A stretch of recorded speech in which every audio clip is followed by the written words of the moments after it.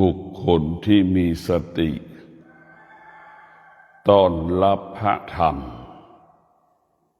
เช่นวันนี้เป็นวันมาฆะก็มีคนจำนวนหนึ่งที่มีสติเตรียมตัวจะไปวัดเตรียมตัวจะนอนวัดเตรียมตัวจะรักษาอุโบสถศีลนี่แหละสติจะอยู่กับความจริงในพวกเราทั้งหลายผู้ที่มีสติก็จะมุ่งมั่นบำเพ็ญเพียรทำความดีมุ่งมั่นใช้ความอดทนบำเพ็ญเพียรทำความดีเสมอตลอดกาลเวลาพวกเราทั้งหลายธรรมะภาคปฏิบัติบอกสอนให้เราละเรื่องอดีตทั้งสิ้นอย่าได้จดจำอย่าได้ใส่ใจสิ่งที่มันเป็นอดีตสิ่งที่เรารู้ล้วนเป็นอดีตทั้งสิ้นสิ่งที่เราสัมผัสล้วนเป็นอดีตทั้งสิ้นแต่พวกเราทั้งหลายสิ่งที่เราครอบครองล้วนเกิดความเสื่อมทั้งสิ้นสิ่งที่เรารับรู้และสัมผัสครอบครองเป็นสิ่งที่ไม่เที่ยงพวกเราทั้งหลายจะชั่วก็คืออดีต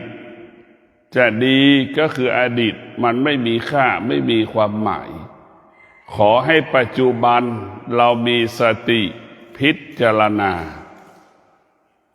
มีสติพิจารณาปรับปรุงเปลี่ยนแปลงแก้ไขให้เราอยู่กับธรรมเช่นเรามีสติรู้เราจะไม่โมโหเราจะไม่หงุดหงิดนี่เรามีสติเช่นวันนี้เป็นวันพระใหญ่เราก็มีสติที่จะเป็นใบ้1 วันไม่พูดไม่เจรจากับบุคคลใดบุคคลหนึ่งเนี่ย1 วันเราจะเป็นใบ้นี่แหละเรามีสติอยู่กับปัจจุบันพวกเราทั้งหลายถ้าบุคคลที่มีอยู่กับปัจจุบันนี้สำคัญธรรมะของพระพุทธเจ้าอยู่กับเรื่องปัจจุบันเอาปัจจุบันมาเป็นหลักทำดีอยู่กับปัจจุบัน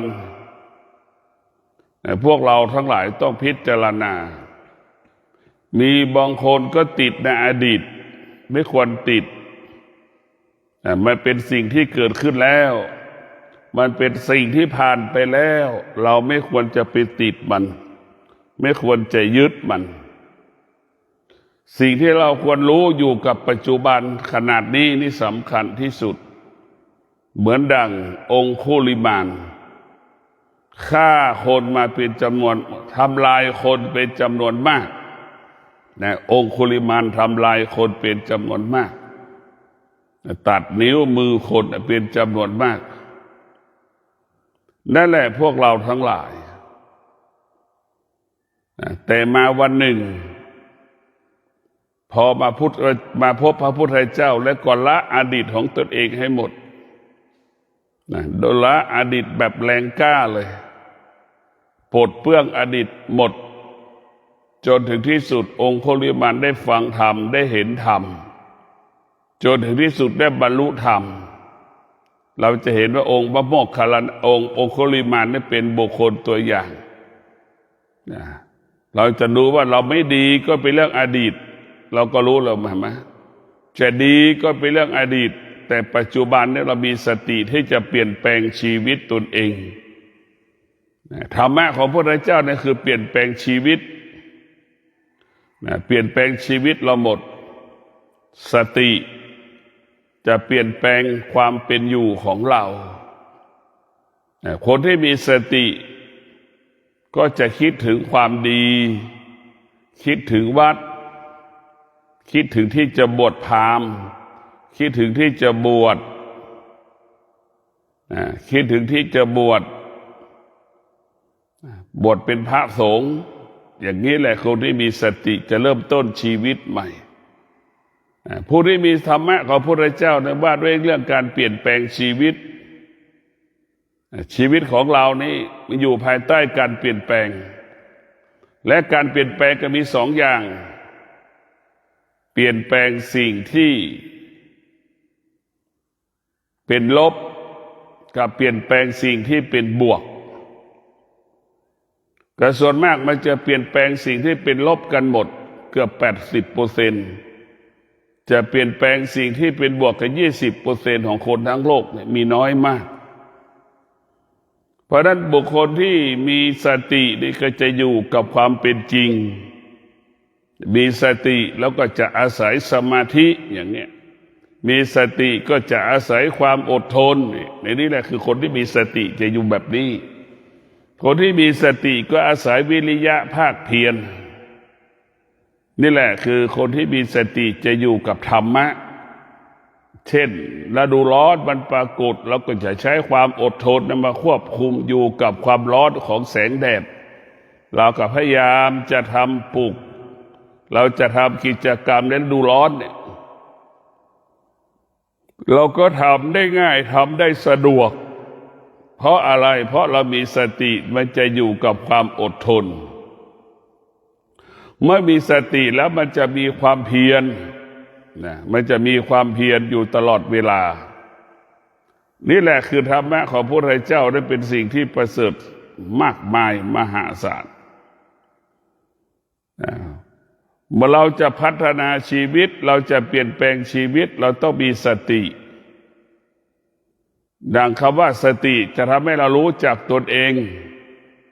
เช่นคำว่าสติสัมปชัญญะให้เรารู้สึกตัวคำว่ารู้สึกตัวหนึ่งเราเป็นพระภิกษุสงฆ์เราจะต้องรู้สึกตัวว่าภิกษุสงฆ์นั้นจะดำรงตนเช่นไรนั่นแหละคือภิกษุสงฆ์นี่มีสติสัมปชัญญะรู้สึกตัวเราเป็นพ่อเป็นแม่เราจะทำหน้าที่การเป็นพ่อเป็นแม่ดำรงตนเป็นพ่อเป็นแม่นี่แหละคือการรู้สึกตัวเราเป็นลูกมีสติสัมปชัญญะเราก็ลูกมีสติสัมปชัญญะลูกก็รู้สึกตัวว่าจะดำรงตนเป็นลูก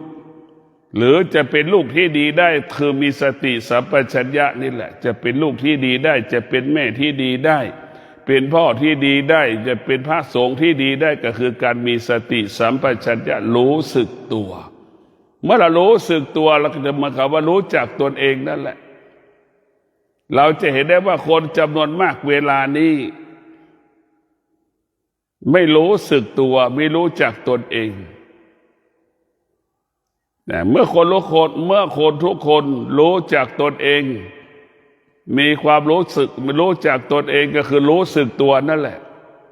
เมื่อรู้สึกตัวมันจะรู้จักวิธีการดำเนินชีวิตในพวกเรารู้จักวิธีการดำเนินชีวิตว่าเราควรจะดำเนินชีวิตเช่นไรเราจะรู้จักวิธีการดำเนินชีวิตเหมือนพระสงฆ์รู้จักวิธีการดำเนินชีวิตพระสงฆ์ที่อยู่วัดป่าพระสงฆ์ที่อยู่กรรมฐานก็มีการดำเนินชีวิตอีกอย่างหนึ่งฉันเข้าในบาตรฉันเข้า1 มื้อนี่แหละคือพวกเราทั้งหลายพระสงฆ์ที่ไม่ได้ปฏิบัติธรรมพระสงฆ์อยู่วัดประจำบ้านประจำหมู่บ้านต่างๆก็จะฉันเข้าเหมือนกันแต่ฉันเข้า2 มื้อฉันเข้าในถาดในขันโตกเนี่ยมันก็มีรูปแบบอีกอย่างนึงแต่พระสงฆ์ที่ปฏิบัติธรรมกิจวัตรก็ตื่นนอนแต่เช้าเช่นทางสายเอกเราตื่นตั้งแต่ตี 3ตีละฆังตี 3:30นี่แหละคือเราจะมีวิธีการดำเนินชีวิตรู้จักตัวเองว่าเราจะดำเนินชีวิตของเรานั้นมันจะรู้จักวิธีการคำว่ารู้สึกตัวนี่ให้เรารู้สึกตัวอยู่ตลอดเวลาว่าสิ่งที่เราต้องทำสิ่งที่เราต้องปฏิบัติแต่ละเวลานั้นมันเป็นเช่นไรให้เรารู้สึกตัวถ้าเรารู้สึกตัวเป็นผู้ไม่ประมาทแต่เรารู้สึกตัวเราเป็นผู้ไม่ประมาทเมื่อเราไม่เป็นผู้ประมาทแล้ว แต่พวกเราทั้งหลายเมื่อเราไม่เป็นผู้ประมาทเราก็จะเป็นผู้ที่บำเพ็ญเพียรทำความดีงามให้กับตนเองเป็นการมอบความดีงามให้กับครอบครัวของตนเองคนรอบๆตัวของตนเองนี่แหละคือธรรมะของพระพุทธเจ้านั้นเป็นสิ่งที่งดงามตลอดถ้าเราปฏิบัติแล้วมันจะเกิดคำว่าดีงามคนยากจนมีสติสัมปชัญญะรู้สึกตัวเองตลอดว่ายากจนคนยากจนคนนั้นก็จะมีสติอดทนประกอบอาชีพปฏิบัติหน้าที่คนยากจนมีสติสัมปชัญญะรู้สึกตัวก็ใช้วิริยะภาคเพียรไปควบคุมการปฏิบัติหน้าที่การประกอบอาชีพจึงทำให้คนยากจนคนนั้นจากที่ยากจนไม่มีกินคนยากจนกลายเป็นคนที่มีกินเหลือกินเหลือแบ่งปันกลายเป็นคนที่มีกินเหลือกินเหลือแบ่งปันนี่แหละไม่มีบ้านอยู่ก็สามารถสร้างบ้านได้นี่คนยากจนที่มีสติพวกเราทั้งหลายเรารู้สึกตัวนี่จะทำให้รู้จักตนเองเมื่อเรารู้สึกตัวเองแล้วเราจะต้องปฏิบัติตนแบบไหนอย่างไรชีวิตเราถึงจะเปลี่ยนแปลงไปสู่ความดีงามอันนี้แหละคืออานุภาพของเขาว่าธรรมะจะเปลี่ยนแปลงชีวิตเราถ้าเราไม่มีธรรมะธรรมะก็จะเปลี่ยนแปลงธรรมชาติก็เปลี่ยนแปลงธรรมชาติเปลี่ยนแปลงชีวิตเราไปสู่หายนะแต่ดังคนจำนวนมากวันนี้ยังกินเหล้าอยู่ในผับอยู่ในเทคอยู่ในบาร์อยู่ร้านอาหารอยู่นี่ก็มีอีกจำนวนมากป่านนี้ยังไม่เข้าบ้านนี่แหละคนที่ขาดสติสัมปชัญญะไม่รู้สึกตัวเองคนที่ไม่รู้จักตัวเองไม่ขาดสติสัมปชัญญะไม่รู้จักตนเองว่าจะปฏิบัติตนแบบไหนเป็นพ่อแล้วก็ยังทำตัวเหมือนเป็นบ่าวทำตัวเหมือนคนไม่มีครอบครัวมีครอบครัวแล้วมีลูกแล้วมีภรรยาแล้วทำตัวเหมือนคนไม่มีครอบครัวเห็นไหมเนี่ยกินเที่ยวเล่นอย่างเงี้ยมันก็ทำให้เรายากจนทำให้เราชีวิตประสบปัญหาจนถึงที่สุดครอบครัวก็รับพฤติกรรมของผู้เป็นสามีไม่ได้ผู้เป็นภรรยาไม่ได้กินเที่ยวเล่นแต่ถึงเวลานอนยังไม่นอนอย่างเงี้ยถึงเวลาป่านนี้ยังไม่เข้าบ้านอย่างเงี้ยเราต้องพิจารณาพวกเราทั้งหลายแล้วว่าธรรมะถ้ามีสติแล้วมันจะรู้ให้รู้จักตัวเองดังลูกเศรษฐีดังเศรษฐีขาดสติขาดสติสัมปชัญญะก็ทำให้เรานั้นเป็นผู้ประมาทหลงในการประกอบอาชีพหลงในการปฏิบัติหน้าที่ตนเองจนถึงที่สุดแล้วก็ทำให้เราได้ลำบากกายลำบากใจลูกเศรษฐีจากที่มีกินกลายเป็นคนที่ไม่มีกินกลายได้เป็นคนอดอยากมีบ้านอยู่กับไม่มีบ้านอยู่กับไปอาศัยเขาอยู่ไปอาศัยเขากินไปขอเขากินเนี่ยนี่แหละเมื่อเราขาดสติสัมปชัญญะมันก็จะทำให้เรานั้นลำบากยากจนเนี่ยพวกเราทั้งหลายถ้าเรามีสติสัมปชัญญะคำว่าลำบากยากจนเนี่ยไม่มีเพราะเรารู้สึกตัวอยู่ตลอดเวลาเราจะมีกินมีมันจะทวีคูณในการคำว่ามีคำว่ามีจะทวีคูณขึ้นเรื่อยคำว่าไม่มีก็หมดไปเรื่อยเนี่ยพวกเราทั้งหลายคำว่ายากจนมันก็จะหมดไปนี่แหละคือธรรมะของพระพุทธเจ้าว่าด้วยเรื่องการดำเนินชีวิตจัดการชีวิตในธรรมะของพระพุทธเจ้ามันไม่ใช่เรื่องบาปบุญนรกสวรรค์อย่างที่เราเข้าใจมันเป็นเรื่องด้วยการดำเนินชีวิตทำอย่างไรให้ชีวิตเราเจริญจะอยู่ในโลกียะก็ให้อุดมสมบูรณ์จึงอยู่โลกุตระก็ให้อุดมสมบูรณ์เราอยู่โลกียะอุดมสมบูรณ์ด้วยทรัพย์สมบัติปัจจัยสี่เราจะอยู่โลกียะเราจะอยู่โลกุตระเนี่ยเราก็อุดมสมบูรณ์ไปด้วยศีลสมาธิปัญญาอุดมสมบูรณ์ไปด้วยความอดทนวิริยะภาคเพียรในการดำเนินชีวิตเนี่ยเรียกว่ามันจะเกิดคำว่าชนะสำเร็จเกิดคำว่าบรรลุผลเราจะเห็นนะว่ารู้สึกตัวนี่สำคัญที่สุดอย่างวันนี้เป็นวันมาฆบูชาเนี่ยพระอรหันต์ทั้งหลายรู้สึกตัวจิตของพระอรหันต์มันตื่น จึงทำให้พระอรหันต์รู้สึกตัวแล้วมันรวมตัวกันในวันนี้เป็นวันมาฆบูชาเนี่ยเป็นเหตุให้เกิดว่าพระอรหันต์รวมกันแล้ว1,250 รูปอย่างเงี้ยพวกเราทั้งหลายต้องพิจารณานี่แหละคือการมีสติสัมปชัญญะก็คือการมีฌานการมีญาณนั่นแหละรู้กันเองโดยไม่ต้องได้นัดหมายกันมารวมกันก็เหมือนคนที่มีสติสัมปชัญญะรู้จักกันนั่นแหละพวกเราทั้งหลายโดยไม่ได้นัดหมายกันเราจะต้องตื่นกี่โมงคนที่มีสติสัมปชัญญะมันจะรู้จักตนเองเช่นวันพระจะต้องทำอะไรบ้างอย่างเงี้ยบางคนก็จิตจะตื่นเฉพาะวันพระเช่นพระใหญ่15 ค่ำบางคนก็เตรียมตัวแต่เช้าตี 5จะสวดมนต์แล้วนี่แหละคือคนที่มีสติสัมปชัญญะตี 5ได้จะตื่นแล้วเตรียมตัวที่จะดำเนินชีวิตไหว้พระสวดมนต์อย่างเงี้ยมาบางคนก็มีสติรู้สึกตัวจะไม่ออกไปทำงานในวันพระใหญ่งดเว้นจากการทำบุญ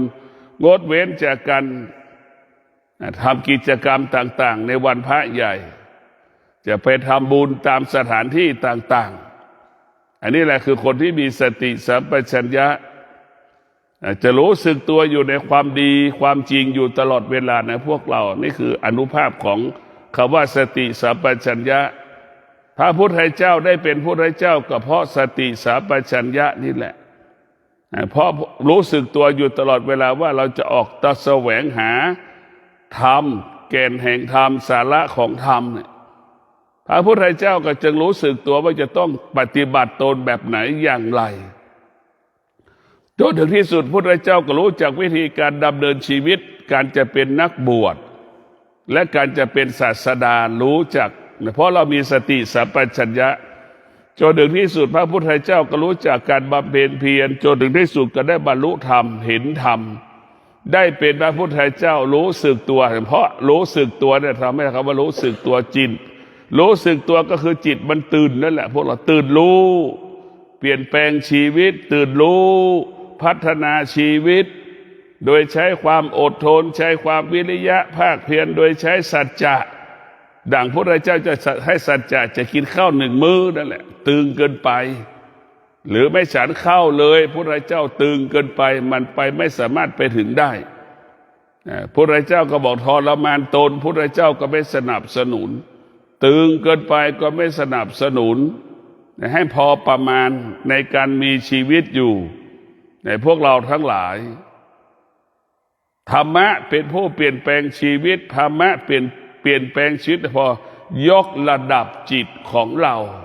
เนี่ยธรรมะให้เราสติสัมปชัญญะเนี่ยบอกสอนให้เราละเรื่องความคิดบอกสอนให้เราละเรื่องความโลภความโกรธความหลงที่เราเกิดอาการสำแดงอาการให้พระพุทธเจ้าก็บอกให้เราเมื่อเรารู้แล้วเราไม่ควรไปตอบสนองสิ่งที่เรารู้แล้วให้เราอยู่เหนือสิ่งที่เรารู้สิ่งที่เรารู้มันไม่เที่ยงให้เข้าใจอย่างนี้นี่แหละคือพระพุทธเจ้าได้เป็นผู้ที่รู้ความจริงในโลกใบนี้มันไม่มีอะไรเลยร่างกายของเราก็ไม่มีอะไรเลยเราไปติดในสมมุติในร่างกายของเราเห็นว่ามันมีอะไรบ้างเป็นของเราร่างกายมันไม่มีอะไรเป็นของเราผมมันก็ยังขาวผมมันก็ยังร่วงนี่แหละคือร่างกายไม่ใช่ของเราผมต่างผิวหนังต่างๆมันเคยขาวมันก็ค้ำดำเห็นไหมเคยตึงมันก็เคยยานเคยย่อนอย่างเงี้ยนี่ก็เป็นปกติของมันมาเห็นอาการของเขาว่าไม่เที่ยงร่างกายของเราเป็นสิ่งที่ไม่เที่ยงคือมันไม่มีอะไรเราไปหลงกายของตนเองก็หลงกายของบุคคลอื่นๆมันจึงทำให้เราไปไหนไม่ได้ขันธ์ห้านี่แหละเป็นผู้ทำลายชีวิตของเราขันธ์ห้าได้ทำลายอนาคตของเรา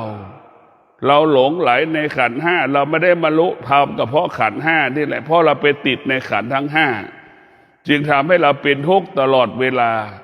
ถ้าเราสามารถออกจากสังขารออกจากขันธ์ห้าได้เราสามารถอยู่เหนือขันธ์ห้าได้เราก็จะไปมีปฏิบัติธรรมได้ไวได้ดี เนี่ยถ้าเราออกจากขันธ์ห้าได้จิตเราก็เป็นอิสระเราออกจากขันธ์ห้าได้ใจเราก็สบายใจใจก็มีความสงบกายก็มีความสงบเนี่ยความสงบก็ขึ้นที่กายกับจิตเพราะขันธ์ห้าเราอยู่เหนือขันธ์ห้าขันธ์ห้าไม่มีค่าสำหรับผู้ที่มีสติสัมปชัญญะเป็นผู้ที่รู้สึกตัวว่าขันธ์ห้าเป็นเหตุให้เกิดความทุกข์ขันธ์ห้าเป็นสิ่งที่ปิดกั้นขวางกั้นการปฏิบัติธรรมการประพฤติธรรมของเราขันธ์ห้าทั้งหลายนี่แหละทำให้เราไปหยุดไม่ไปไหนไปหลงในขันธ์ทั้งห้าไปติดในขันธ์ห้าจึงทำให้เรานั่นทุกข์ทรมานลำบากหมดเนื้อหมดตัวก็เพราะขันธ์ห้านี่แหละไปไหนไม่ได้ก็เพราะขันธ์ห้านี่แหละพวกเราทั้งหลายชีวิตเราอนาคตเราหมดเนื้อหมดตัวก็เพราะขันธ์ห้านี่แหละพวกเราทั้งหลายต้องอยู่เหนือมันอยู่เหนือขันธ์ทั้งห้าอยู่เหนือเวทนาอยู่เหนืออุปาทานอยู่เหนืออนิจจังทุกขังอนัตตานี่แหละคือสติเราให้เรารู้ว่าสิ่งที่เรารู้คือมันไม่เที่ยงมันไม่เที่ยงนี่แหละให้เรารู้สิ่งที่เรารู้ทั้งหลายทั้งปวงนี่มันไม่เที่ยงแต่ให้เรารู้แบบนี้ให้รู้อย่างนี้อยู่ตลอดเวลาพวกเราต้องมีสติสำคัญที่สุดสติสัมปชัญญะเมื่อเรารู้สึกตัวแล้วเนี่ยพวกเราจิตมันก็พร้อมที่จะทำงานก็มีความพร้อมที่จะทำงานแต่ละอย่างเมื่อเจอปัญหาก็มีความพร้อมที่จะแก้ปัญหาเมื่อพร้อมที่จะพัฒนาตัวเองเนี่ยมันมีความพร้อมอยู่ตลอดเวลาสติสัมปชัญญะคือจิตตื่นรู้ต้อนรับสิ่งต่างๆที่มันปรากฏทางตาทางหูจมูกลิ้นกายใจตาเรามีสติสัมปชัญญะตาเราก็ไม่หลงในรูปตาเห็นรูปตาก็อยู่เห็นรูปแล้วก็รู้ว่าตามันไม่เที่ยงเนี่ยตาเห็นรูปมันก็รู้ตามันก็บอกว่ามันไม่เที่ยงอันนี้แหละจบเลยนี่แหละตามันมีสติสัมปชัญญะมันตาก็รู้ความจริงไม่หลงในรูปหูมีสติสัมปชัญญะหูนั่นก็รู้ว่าเสียงมันไม่เที่ยงมันก็ไม่ยึดติดในเสียงนั้นเนี่ยพวกเราทั้งหลายนี่แหละคืออานุภาพของธรรมสติสัมปชัญญะอยู่ที่จมูกมันก็ได้ยินแต่ได้สัมผัสแต่กลิ่นมันก็ไม่ให้จมูกนั้นเป็นหลงในกลิ่นเนี่ยพวกเราทั้งหลายสติสัมปชัญญะทำให้เราตื่นรู้ตลอดเวลานะครับว่าหลงไม่มีสิ่งที่เป็นอาธรรมสิ่งที่เป็นอกุศลนั้นจะไม่เกิดขึ้นสติสัมปชัญญะเกิดขึ้นที่ลิ้นก็กินแค่ให้มันอิ่มมันจะรู้เฉยๆเนี่ยพวกเราทั้งหลายสติสัมปชัญญะจะทำให้เรารู้เฉยๆเช่นตาเห็นรูปมันก็เฉยๆหูได้ยินเสียงมันก็เฉยๆจมูกสัมผัสกับกลิ่นมันก็เฉยๆกายมันถูกต้องก็เฉยๆรู้เท่านั้นแหละพวกเราทั้งหลายเรียกว่ารู้เฉยๆไม่มีอำนาจอะไรมากมายมหาศาลแต่พวกเราต้องมีสติรู้สึกตัวอยู่ตลอดเวลาการมีชีวิตอยู่นั้นสำคัญมากมายมหาศาลจึงฝากให้เราได้พิจารณาว่าการมีชีวิตอยู่ด้วยสติสัมปชัญญะเนี่ยเราจะเป็นผู้ที่มีสุขภาพดีอายุยืนในพวกเราทั้งหลายเรารู้สึกตัวเองเรารู้สึกตัวเองว่าเราเจ็บป่วยเราก็จะพักผ่อนเบื้องต้น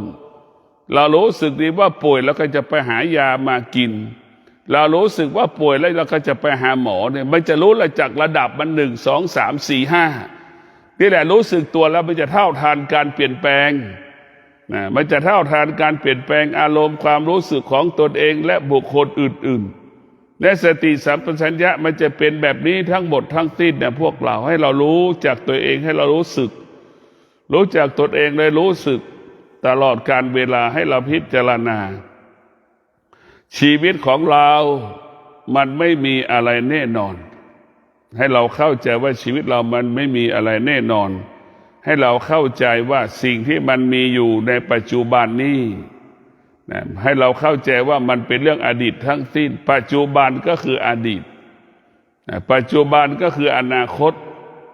เรียกว่าปัจจุบันวัดผลประเมินผลอดีตและอนาคตจะเกิดแบบไหนให้เราเห็นอดีตแล้วก็เห็นอดีตเสร็จเราก็จะมีสติจะไม่ให้ปัจจุบันเหมือนอดีตเนี่ยพวกเราทั้งหลาย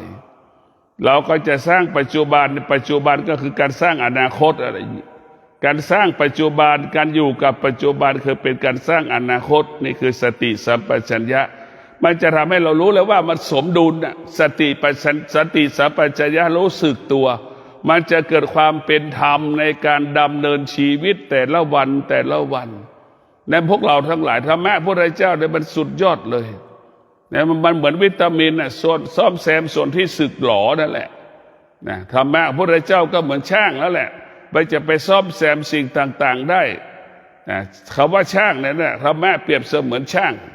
มันจะไปเพิ่มเติมเสริมแต่งสิ่งที่ไม่ดีให้มันดีขึ้นเรื่อยๆถ้าไม่มั่นคงกับให้มั่นคงเนี่ยคือสติสัมปชัญญะนี่เราพูดทุกอย่างมันเกี่ยวข้องกันหมด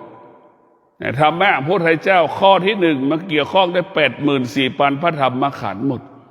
เรารู้สึกตัวแค่นี้แหละพวกเราเมื่อเรารู้สึกตัวเนี่ยเราก็สามารถบรรลุธรรมได้เมื่อรู้สึกตัวแล้วเราการรู้สึกตัวเราจะต้องรู้แล้ววิธีการจะรู้สึกตัวเราจะเป้าหมายของเราคือการจะเข้าถึงธรรมเนี่ยมันจะบอกให้เราอดทนในการนั่งสมาธิเราจะไม่ขยับเท้าขวาจะไม่ขยับเท้าขวาในการนั่งสมาธิเราจะไม่ขยับมือขวามือซ้ายในขณะที่เรานั่งสมาธิอันนี้แหละคือสติสัมปชัญญะให้เรารู้สึกตัวให้เรารู้สึกตัวอยู่ตลอดเวลารู้สึกตัวรู้สึกตัวรู้สึกตัวขอให้เราได้มีสติอยู่ตรงนี้ให้เรารู้สึกตัวอยู่ตลอดเวลาเมื่อเรารู้สึกตัวพวกเราทั้งหลายเมื่อเรารู้สึกตัวเมื่อไหร่แล้วเราก็จะได้มีสติในการดำเนินชีวิตแต่ละวันแต่ละวันแต่ละวัน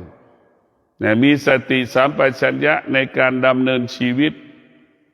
ตของเราก็จะเป็นชีวิตที่ปกติอยู่ตลอดกาลเวลาพวกเราต้องมีสติแบบนี้รู้แบบนี้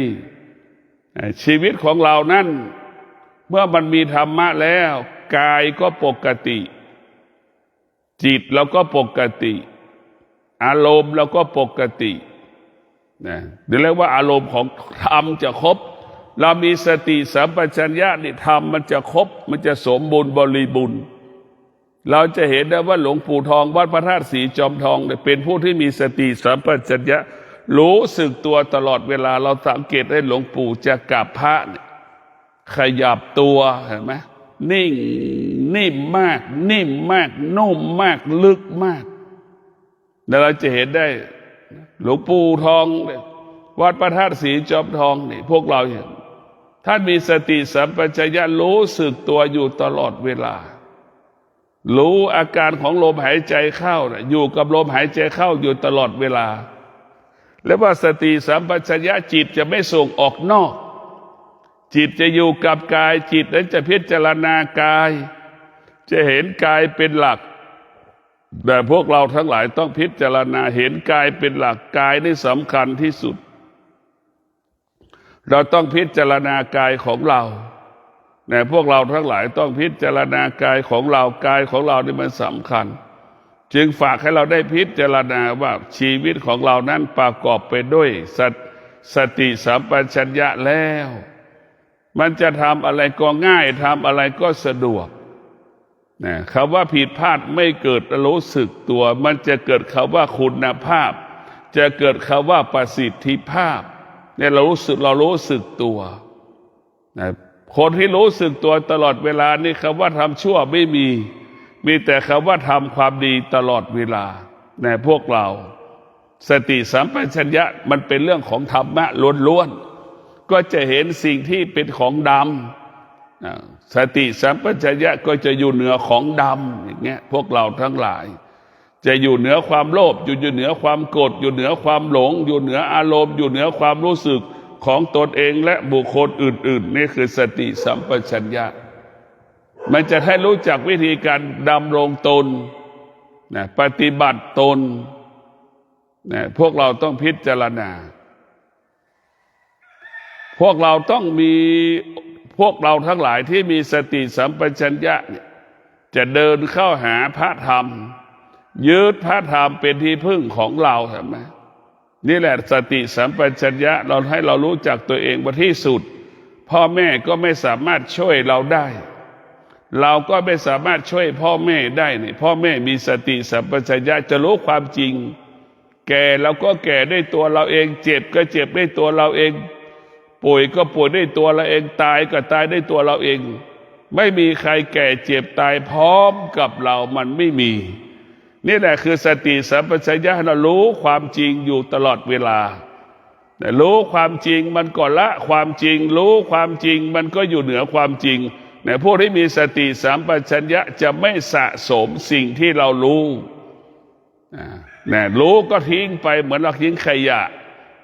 สิ่งที่เรารู้ก็โทษเหมือนเราขี้ห้องน้ำนั่นแหละเราก็จะกดทิ้งตลอดเวลานั่นแหละให้รู้แล้วก็ให้ทิ้งรู้แล้วก็ให้ละรู้ให้ปล่อยให้วางก็เป็นเช่นนั้นแหละเหมือนเราขี้แล้วก็กดเอาน้ำราดหรือกดปุ่มนั่นแหละพวกเราทั้งหลายผู้ที่มีสติสัมปชัญญะนี่จะรู้สึกตัวไม่ยึดติดในความคิดไม่ยึดติดความคิดของตนเองไม่ยึดติดความคิดของคนอื่นยึดติดรู้สึกตัวแค่นั้นแหละว่ากำลังนั่งอยู่กำลังนอนอยู่นี่รู้สึกตัวผู้มีสติสัมปชัญญะจะรู้ในอริยบททั้งสี่ของกายรู้อารมณ์ของจิตแต่สติสัมปชัญญะเนี่ยมันจะบังคับให้เรารู้เรื่องเท่านี้มันจะไม่ให้ออกนอกกายมันจะเห็นกายเป็นหลักสติสัมปชัญญะให้เราเห็นกายนี่เท้าขวาย่างสติสัมปชัญญะรู้สึกตัวอยู่ตลอดเวลาเท้าขวาย่างเท้าซ้ายย่างนี่สติสัมปชัญญะรู้สึกตัวอยู่ตลอดเวลานั่งขนาดนี้เรานั่งสมาธิสติสัมปชัญญะมันก็ให้เรารู้สึกตัวว่าเรากำลังนั่งสมาธิเนี่ยเรานั่งสมาธิเนี่ยเราจะไม่ขยับเท้าขวาไม่ขยับเท้าขวาเราจะไม่ขยับเท้าขวาเท้าซ้ายขณะที่เรานั่งสมาธินี่คือเรารู้สึกตัวเราคันตามใบหน้าเนี่ยเราจะไม่ขยับมือขวามือซ้ายเห็นไหมเราก็จะอดทนมีสติจะอดทนต่อความรู้สึกที่มันคันตามใบหน้าเหมือนแมลงตอมมาตอมใบหน้าอย่างมันก็จะอดทนพวกเราทั้งหลายนี่แหละคือสติสัมปชัญญะมันจะมีหัวข้อธรรมในตัวมันหลายๆตัวเรามีสติสัมปชัญญะเจ็บขาอย่างเงี้ยเราจะพลิกขาพลิกเท้าเนี่ยมันก็จะไม่พลิกมันก็จะอยู่กับความเจ็บปวดมันจะอยู่กับความเจ็บปวดนั้นได้นะพวกเราทั้งหลายเราจะอยู่กับความเจ็บปวดได้สบายอยากให้พวกเราได้พิจารณาอยู่กับความเจ็บปวดนั้นได้ท้ายสุดเรามีสติสติสัมปชัญญะเราก็จะอยู่เหนือความเจ็บปวดมีสติสัมปชัญญะให้รู้สึกตัวว่าเราจะไม่เป็นม้าเราจะเป็นจ็อกกี้อย่างนี้แหละพวกเราทั้งหลายสติสัมปชัญญะนั้นให้เรารู้สึกตัวเหมือนจ็อกกี้ขี่หลังม้าเหมือนควานช้างขี่คอช้างนั่นแหละเราจะครอบครองควบคุมช้างพวกเราทั้งหลายแต่เราจะควบคุมให้ได้เหมือนม้าเหมือนจ็อกกี้ควบคุมม้านั่นแหละเราควบคุมระบบของธรรมชาติได้แต่เราห้ามมันไม่ได้แต่ควบคุมไม่ได้อะไรควบคุมธรรมชาติไม่ได้ควบคุมจิตเราให้อยู่เหนือธรรมชาตินะเราไม่สามารถควบคุมธรรมชาติได้เพราะธรรมชาติมันเปลี่ยนแปลงแต่จิตของเรานี่อบรมสั่งสอนมันได้ให้จิตเราอยู่เหนือสิ่งที่มันเปลี่ยนแปลงได้ฤดูร้อนปรากฏแล้วก็อดทนอยู่กับฤดูร้อนได้นี่แหละเราฝึกจิตให้เราอยู่เหนือการเปลี่ยนแปลง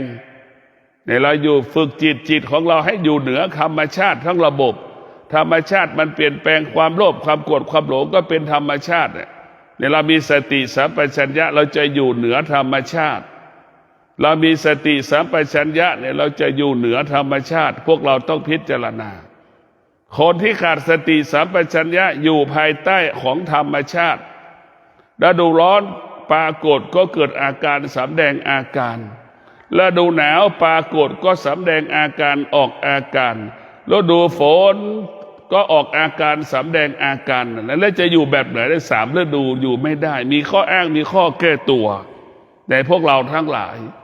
ล้วนมีข้ออ้างมีข้อแก้ตัวอยู่ตลอดเวลาในคนที่ขาดสติสัมปชัญญะนี่คนที่มีสติสัมปชัญญะจะไม่มีเหตุไม่มีผลไม่มีข้ออ้างไม่มีข้อแก้ตัวอย่าอยู่กับความเป็นจริงเป็นหลัก อยู่กับความเป็นจริงเป็นหลักความจริงก็คืออยู่กับธรรมะนั่นแหละอดทนวิริยะภาคเพียรและมีสติรู้สึกตัวว่าถ้าเราอดทนแล้วก็จะผ่านฤดูร้อนไปได้ฤดูหนาวไปได้ฤดูฝนไปได้ในความอดทนสติสัมปชัญญะเราอยู่กับความเป็นจริงและรู้ความจริงนี่คืออานุภาพของธรรมะนะพวกเราคนที่ขาดสติสัมปชัญญะอยู่กับความเป็นจริงไม่ได้นะพวกเราอยู่กับความเป็นจริงไม่ได้นะกลัวความจริงร้อนก็ไม่สู้หนาวก็ไม่สู้ฝนตกก็ไม่สู้อย่างเงี้ยไม่สู้สักอย่างนะเมื่อเราขาดสติสัมปชัญญะไปแล้วก็ทำให้เรานั้นพ่ายแพ้ตัวเองถ้าเรามีสติสัมปชัญญะเราจะชนะตนเองชนะอัตหะเวชิตังเฉยโยนะชนะตนนั่นแหละเป็นดีทุกวันนี้เราชนะคนอื่นด้วยอารมณ์นี่แหละพวกเราทั้งหลายเรามีสติสัมปชัญญะจิตแล้วก็ถ้าจิตของพระสงฆ์เป็นพระสงฆ์จิตนั้นก็อุดมสมบูรณ์ด้วยการเป็นพระสงฆ์ร่างกายก็อุดมสมบูรณ์ไปด้วยการเป็นพระสงฆ์ถ้าเราขาดสติสัมปชัญญะร่างกายของเราเป็นพระภิกษุสงฆ์แต่จิตเราเป็นชาวบ้านนี่แหละคือพวกเราทั้งหลายเราขาดสติสัมปชัญญะร่างกายเป็นพระสงฆ์แต่จิตเป็นชาวบ้านส่วนมากก็เป็นเช่นนี้แหละที่มันเป็นปัญหาอยู่ก็เป็นเช่นนี้พวกเราทั้งหลายเราขาดสติสัมปชัญญะร่างกายก็เป็นชาวบ้านจิตก็เป็นชาวบ้านอีกมันจึงเกิดปัญหาเป็นปัญหาเกิดขึ้นที่เราเห็นภาพอยู่หนังสือพิมพ์อยู่ทุกวันก็เพราะขาดสติสัมปชัญญะมันก็กลายเป็นฆราวาสกลายเป็นชาวบ้านมันจึงนำความเดือดร้อนให้กับพระศาสนาให้กับพระสงฆ์เนี่ยพวกเราทั้งหลายแล้วพวกบุคคลที่มีสติสัมปชัญญะเช่น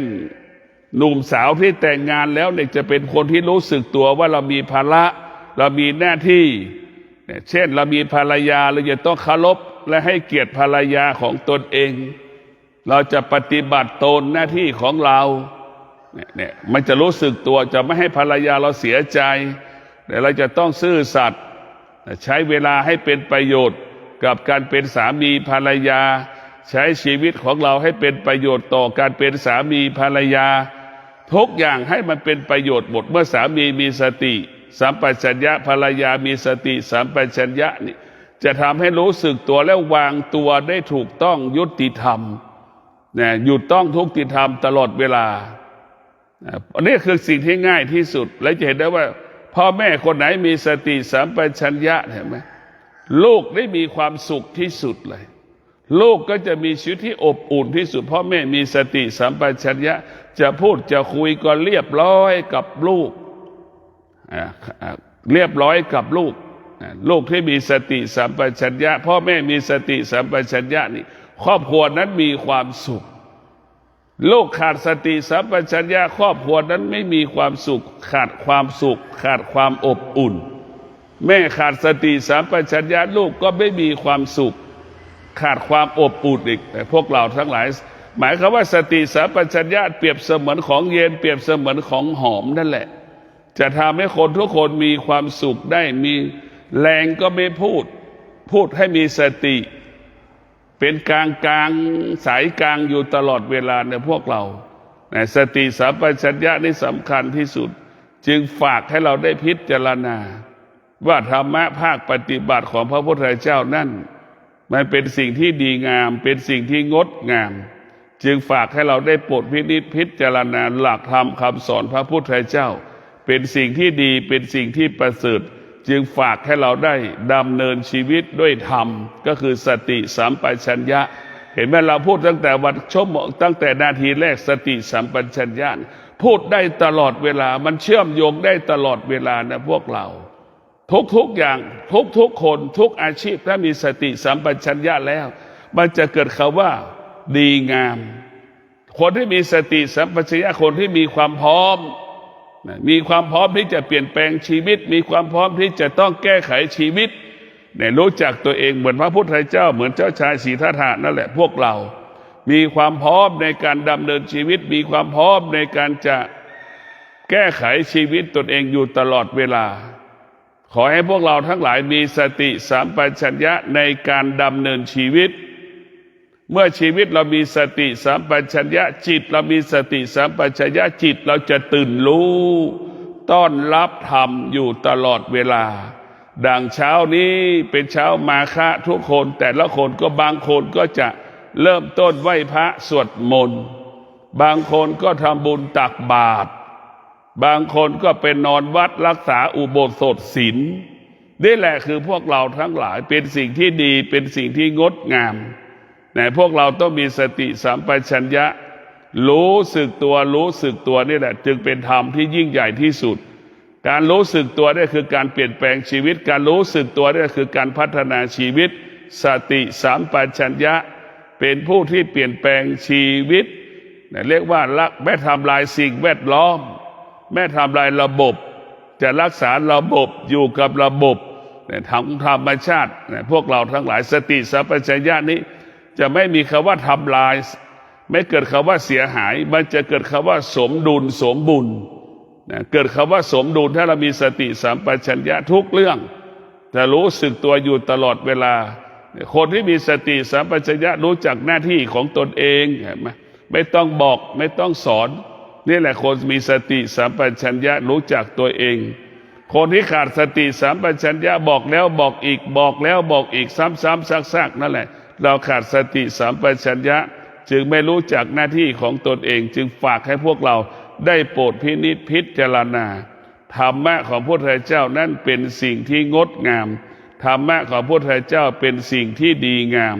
จึงฝากให้พวกเราทั้งหลายมีสติสัมปชัญญะวันนี้เป็นวันมาฆะพากันบำเพ็ญตนประพฤติตนด้วยศีลทั้ง5 ข้อบำเพ็ญตนประพฤติตนด้วยศีลทั้ง8 ข้อในพวกเราทั้งหลายศีลนี่แหละเป็นผู้รักษากายศีลนี่แหละเป็นผู้รักษาจิตทั้งภายนอกและภายในศีลที่จะเป็นผู้จัดการก็ขอความสุขสวัสดีจงเกิดแก่ท่านทั้งหลายขอให้ท่านทั้งหลายมีสติสัมปชัญญะรู้สึกตัวทุกขณะลมรู้สึกตัวทั่วถึงพร้อมเส้นผมถึงฝ่าเท้าแต่โลกิยะก็อุดมสมบูรณ์ไปด้วยทรัพย์สมบัติปัจจัย4เราอยู่โลกุตระก็อุดมสมบูรณ์ด้วยศีลสมาธิปัญญาขอเจริญพร